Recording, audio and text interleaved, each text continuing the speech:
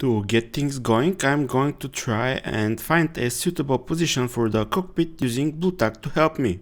From my discoveries, I need to take the edge of this part of the instrument panel so that we can get a better fit with the rest of the fuselage.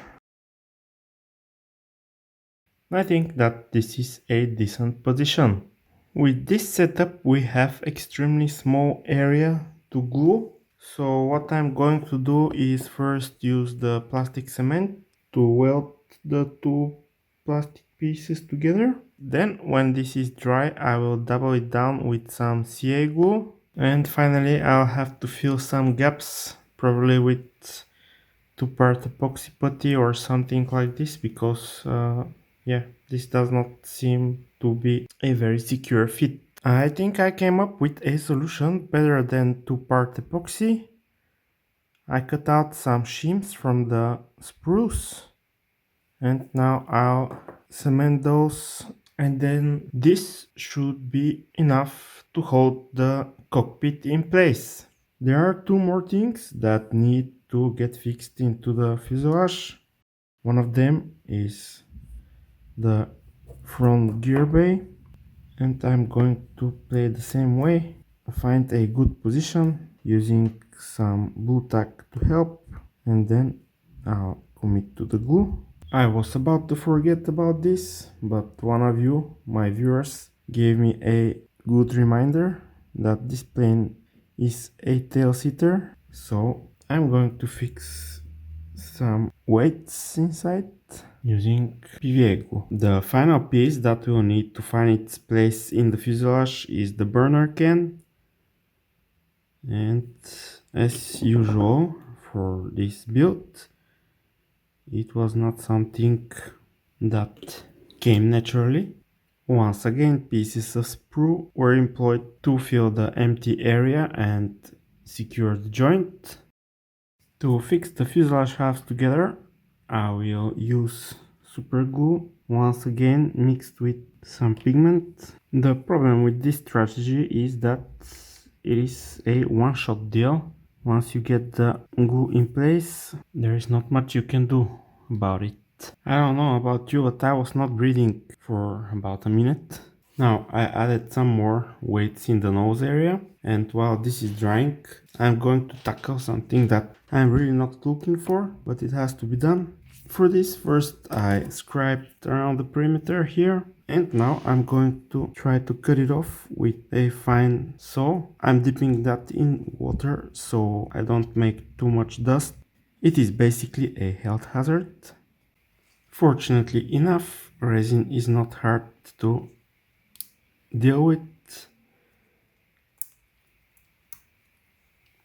and after removing the excess, I'll have to deal with this inner part, removing the intake blanks. Using the chisel, I'm making this edge here so that it can serve as a location guide, and then right here at the bottom I'll need to clean it up because it interferes with the gear bay. The excess resin here on the intakes I will remove using the scalpel blade.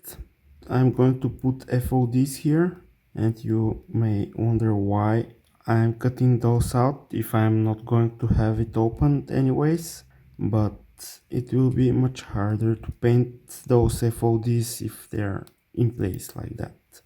So that's the reason. Now I will trace the shape of the FOD covers with this marker on a piece of plastic.